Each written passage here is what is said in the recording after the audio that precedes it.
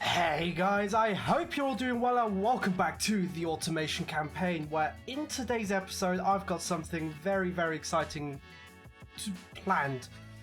Basically what we're going to be doing is we are going to be returning to our roots. We're going to bring back a legend in the form of the original Uppat, and I want to try and make the best modern interpretation of the car as possible. And in order to do that, we need a good platform, and I thought this body looked quite cute. It's only 2 meters long, but that's exactly what we want. We want something absolutely tiny, which we can turn into a rather good looking homage to our original Uppat, which I'm really looking forward to doing.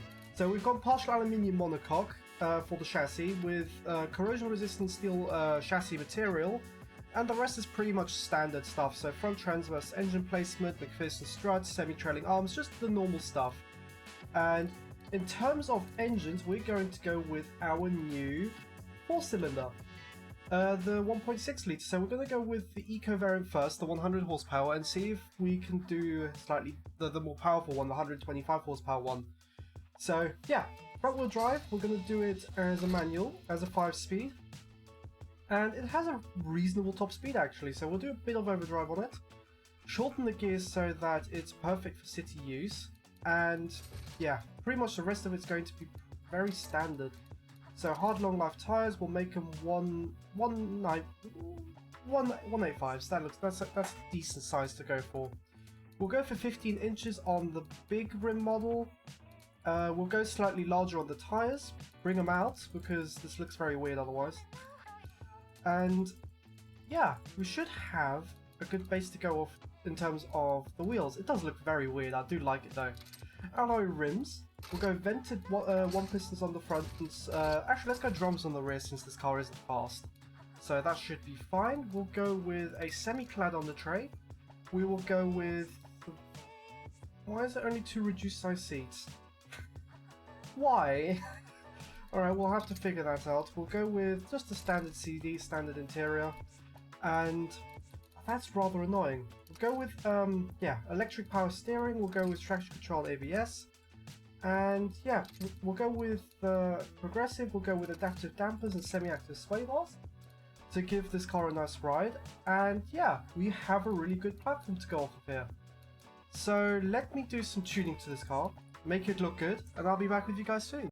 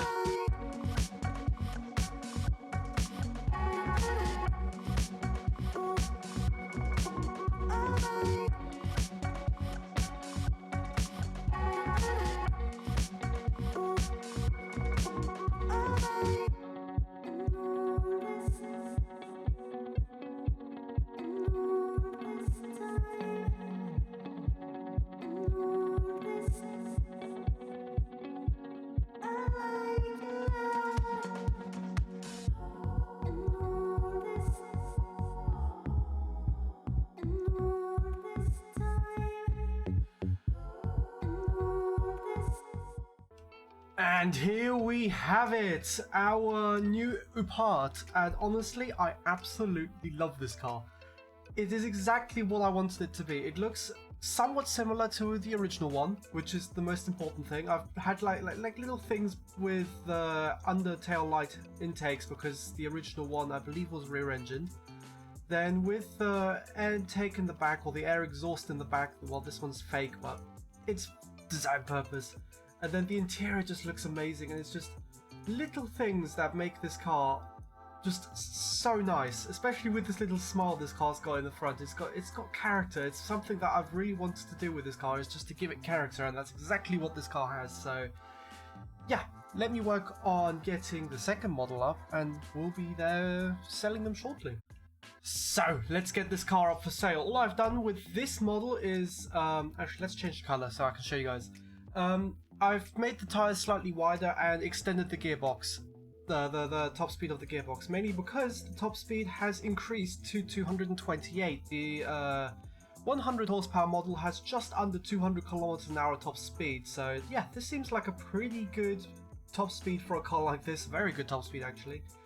And yeah, we're just gonna stick with that. And for the color of this car, let's give it like a nice little blue, something like this, I think. Let's try and make this a little bit more of a matte color. Let's have a look. So no flake. Oh, there you go. Look at this. Then we go into here. Let's make it a little bit darker, or a little bit more full in color. And we should slowly see that we have a nice color going.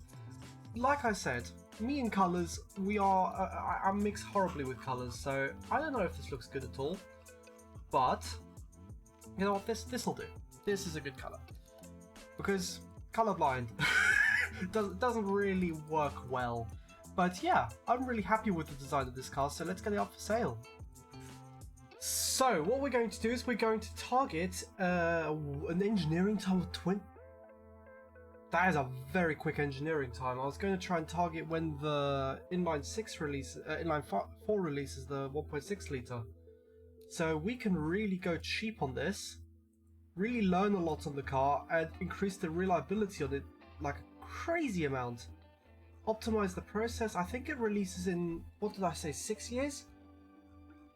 So 60 months. That is incredible. Okay. Yeah, that works. That is incredible. It costs literally 104 million to design this entire car. We're learning a lot from the car. And oh, this is brilliant. So, engine is in design. We will take the factory from the snab. Yeah, we'll take the factory from the snab because that doesn't exist anymore. Exactly, these two are the ones. So yeah, that's what we're going to do. So the snab is out of production. So we're going to take that factory.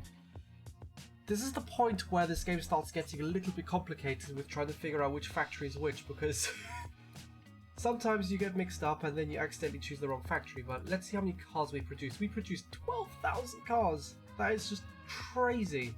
Engines, we still have easily enough engines, so we can produce even more cars, increase the tooling, and increase the quality.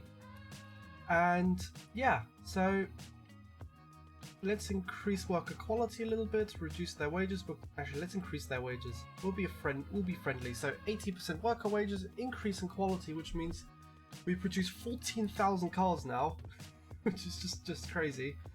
The car is relatively cheap to make at under 4,000. We're targeting around 10 to 12,000 dollar sale, so we're going to be making a really nice profit on this. So yeah, let's complete the design on that and see how much we can make from it.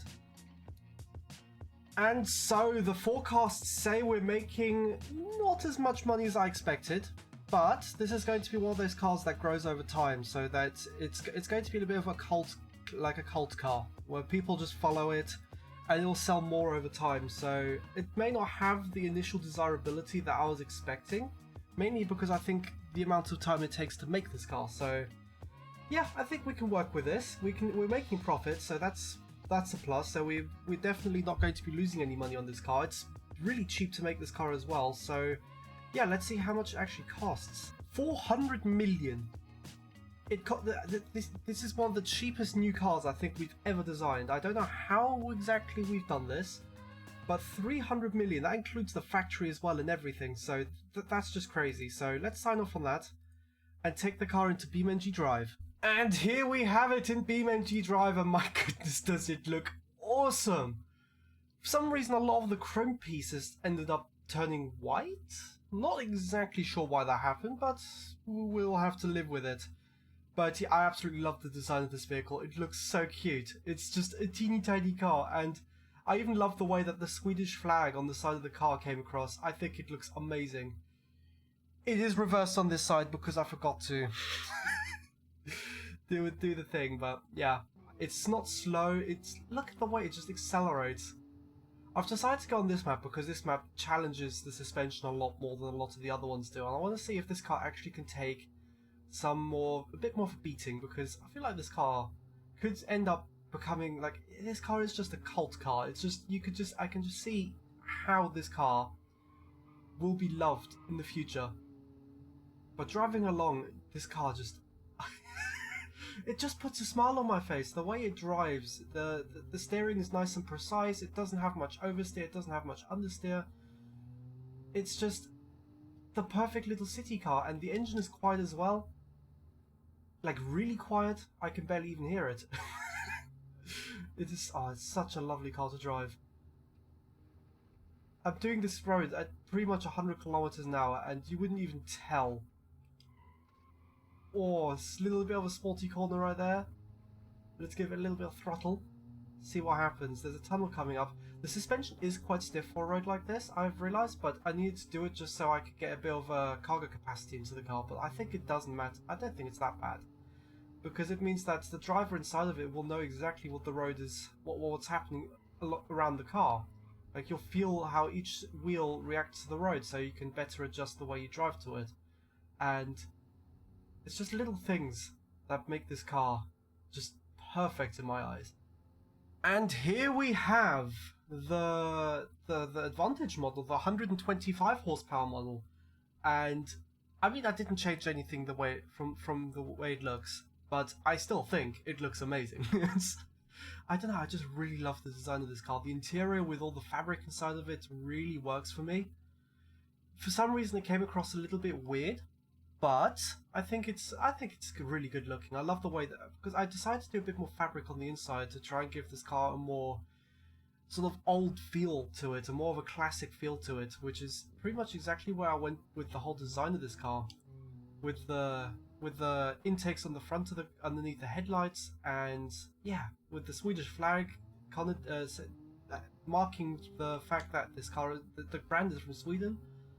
And yeah, this drives even nicer actually. I've just realised that I barely gave any throttle and it just accelerated. That's 100% throttle, and my goodness, it's really nice. Whoa! I can see now where this car gets its top speed from. It's so much higher. Oh, here's a little lapped race. Let's give this little lapped race a try. Alright, so let's try and get a good launch, which we somewhat do. It's very difficult to get a good launch with a car with an open diff due to one wheel always spinning through, but 0 to 100 or 0 to 60 in just under 8 seconds, meaning that this car is very quick, because it does still weigh under a ton. I don't know how I managed that, but it's probably due to its tiny size. So let's keep going and see what this car can do. It does handle very nicely, I think mainly due to its lack of weight. And I mean, the rear suspension doesn't really invite you to go very quickly, so it tends to oversteer a lot, even with the understeery setup that I've tried to put onto this car. And yeah, I mean, it does still drive really, really quickly. It's a lot faster than I was hoping it would be. A bit of a drift, that works fine. And this section, I never understood this section, so I can go fast through here, brake hard. And then there's another sharp corner that comes after here. Come on. We'll allow it. Bit of understeer, but we can live with that. The car still drives somewhat fine. Then there should be a little bit of a left-hander here over a bridge, which has always been a difficult section for me because you'll jump here and then you have to hit the brakes so you don't go flying over this section. Try and make it through here alive. Yeah, this is what I mean. This is one of those circuits that really you have to focus on where you're going. It is very easy to get this track wrong, especially even in a slower car like this. Or can we make it to the finish line? Let's go. What did we do? A 1 minute 36.167. I have no idea if that's a good time. I guess we'll have to do more on this little circuit here. So yeah. Let's see. Let's have a look at this accident in the background. Oh, okay. Maybe not. Oh. Well, we're in the field now, but yeah. This is the perfect place to end the episode, so thank you very much for watching. It's been an absolute pleasure making this car for you. I absolutely love it. I hope you have an amazing day, and yeah, bye-bye!